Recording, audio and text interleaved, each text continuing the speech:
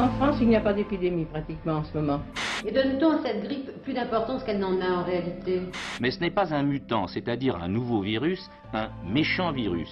Bonjour, c'est Nicolas Poincaré. Bonjour, c'est Fabien Andrian-Arissoa. 31 226 morts. Ce bilan, ce n'est pas celui du coronavirus, mais de l'une des premières pandémies de l'ère moderne, la grippe de Hong Kong. Passée totalement inaperçue à l'époque, elle mérite que l'on y revienne aujourd'hui. On vous explique.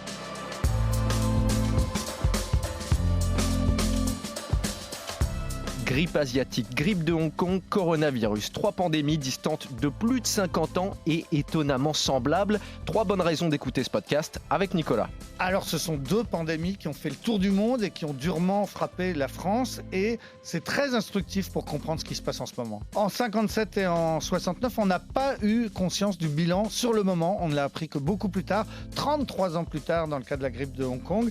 Et puis, ce qui est frappant, c'est que ces 2 drames, gros drames, n'ont pas du tout frappé les esprits, ne sont pas restés dans notre mémoire collective. On ne les enseigne pas dans les livres d'histoire. Expliquez-nous le monde. Un podcast RMC. Nicolas Poincaré. Fabien Andrian-Arissoa.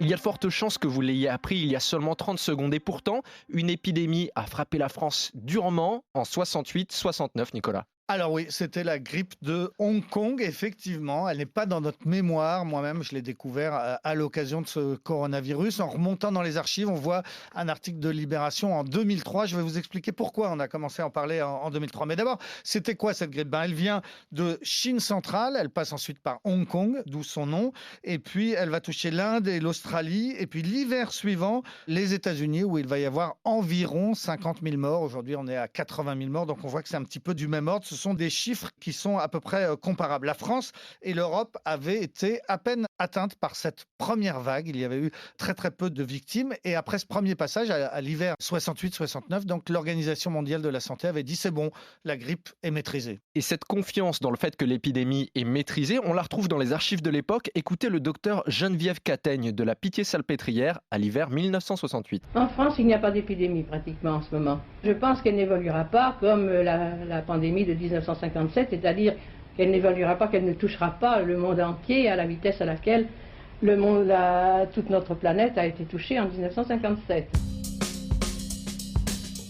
Et malheureusement, mauvaise pioche parce que l'épidémie revient. Elle revient effectivement et cette fois elle va tourner à la catastrophe. On est tout à fait à la fin de l'année 1969. Tout le mois de décembre 69 et le début du mois de janvier, il va y avoir environ 1000 morts par jour en France. Puis le virus va disparaître à peu près aussi vite qu'il est arrivé. Alors sur le moment, il y avait bien sûr des médecins qui témoignaient, qui donnaient l'alerte, qui disaient que leur service était débordé. On avait les premiers services de réanimation avec les premiers respirateurs artificiels, mais ça ne marchait pas. On signalait que les morgues étaient pleines, on signalait qu'il y avait des enterrements, que les pompes funèbres n'arrivaient plus à suivre, mais curieusement, ça n'a jamais fait la une. La presse minimisait tout ça. C'était pas un événement important. Le Figaro, en plein mois de décembre, a titré « La grippe est stationnaire ». Tu parles stationnaire, on était à 1000 morts par jour, encore une fois, à ce moment-là. Le Monde, le 11 décembre 69, donc vraiment au moment où ça va le plus mal, Le Monde dit « Il n'y a rien de grave, ce n'est ni grave ni nouveau, et il faudrait surtout pas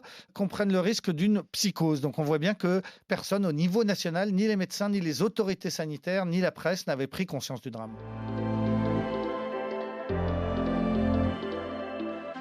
Ce qu'on a du mal à comprendre, c'est comment une épidémie qui fait 30 000 morts peut passer aussi inaperçu, sachant qu'en 1968-69, on n'est pas en période de guerre, il n'y a pas ce genre d'événement. Non, ça passe inaperçu tout simplement parce qu'à l'époque, on n'a pas les outils statistiques pour mesurer le bilan. On n'a pas, comme en ce moment, tous les soirs à la télévision, quelqu'un qui vient vous dire à l'unité près combien de personnes sont mortes au cours des 24 heures précédentes. Et en fait, les chiffres ne remontent pas. Les morts sont déclarés à l'état civil dans les mairies ou à la main, on les note et puis on les fait remonter par courrier à la préfecture, qui les renote à la main, qui les fait remonter par courrier à Paris, qui les enregistre, etc. Et en fait, il va falloir des mois, voire des années pour qu'on comprenne qu'il y a eu 30 000 morts. Tout simplement, à l'époque, il n'y a pas de bilan. Personne n'a en tête ce bilan. Et en réalité, ça se termine un peu dans l'indifférence générale. Et ce n'est que par hasard, 33 ans plus tard, en 2003, au moment où le SRAS arrive, une nouvelle épidémie, un épidémiologiste dont on parle encore beaucoup aujourd'hui, qui s'appelle Antoine Flahault, a l'idée de se replonger dans les statistiques de l'INSERM de l'époque.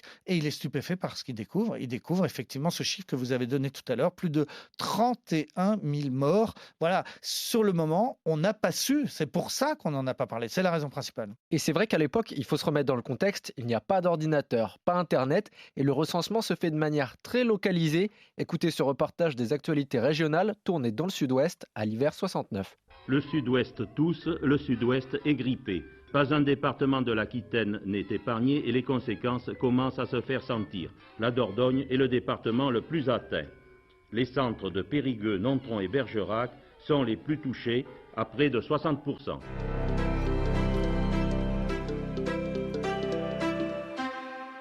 On l'entend, dans le sud-ouest, ils sont bien conscients du drame qui se joue et pourtant l'information ne circule pas. Non, puisqu'encore une fois, on n'aura jamais les données globales. Donc on apprend effectivement que certaines régions sont plus touchées que d'autres. Effectivement, c'est le sud-ouest. On apprend par exemple qu'à la SNCF, 15% des agents sont malades et donc un certain nombre de trains dans toute la France ne circulent plus. Mais voilà, on n'extrapole pas à partir des agents de la SNCF en se disant mais s'il y a 15% parmi ceux-là, eh ben, ça doit faire énormément au niveau national.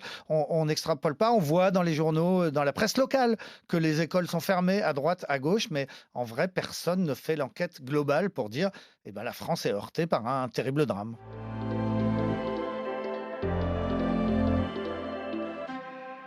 Et tout ça, c'est d'autant plus surprenant que la France a déjà été touchée par une épidémie gigantesque 10 ans auparavant. Ouais, en 1957, celle-là, on l'appelle la grippe asiatique. Elle ressemble pas mal au coronavirus de cette année. Déjà par son parcours, elle naît dans la Chine du Sud, elle gagne ensuite l'Iran, puis l'Italie, puis l'Est de la France, donc exactement le même parcours que cette année. Puis ensuite les États-Unis, où on compte 70 000 morts. Encore une fois, on est dans le même ordre d'idée par rapport à ce qui se passe en ce moment. En Europe, les premiers cas sont d'abord détectés donc en Italie.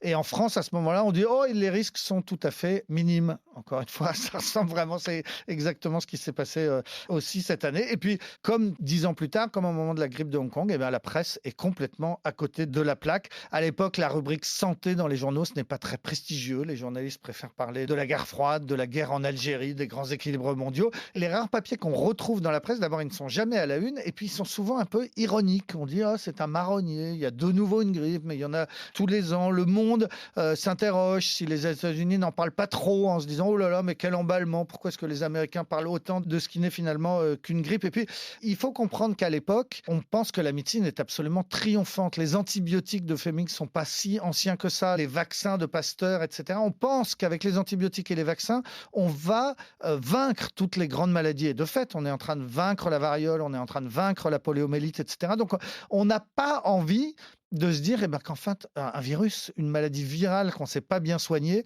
va faire des ravages et va tuer 30 000 personnes en France. On n'a pas envie d'entendre ça. On pense que les médecins sont des héros et qu'ils sont en train de vaincre toutes les maladies. Cette grippe embête tout le monde. Une confiance dans la médecine renforcée par le fait que quand la grippe de Hong Kong arrive en 68, eh bien le souvenir de la grippe asiatique vaincue 10 ans plus tôt est encore très fort. Le virus qui la provoque, le voici photographié au microscope électronique, est un parent, si l'on peut dire, du virus de la grande épidémie de 1957. Mais ce n'est pas un mutant, c'est-à-dire un nouveau virus, un méchant virus. Et pour cette raison, dans notre pays comme ailleurs, la maladie qu'il provoque n'est pas trop dangereuse.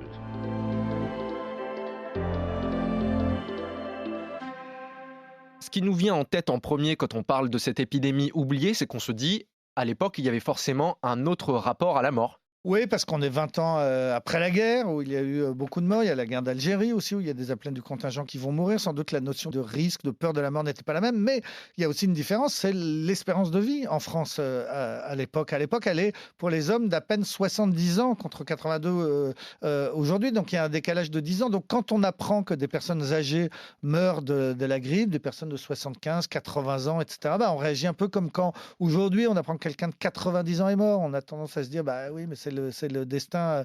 Et donc tout ça mis bout à bout fait que, effectivement, cette hécatombe, 30 000 Français qui meurent en quelques mois, cette hécatombe ne va pas marquer les esprits, elle ne va pas rester dans notre mémoire collective.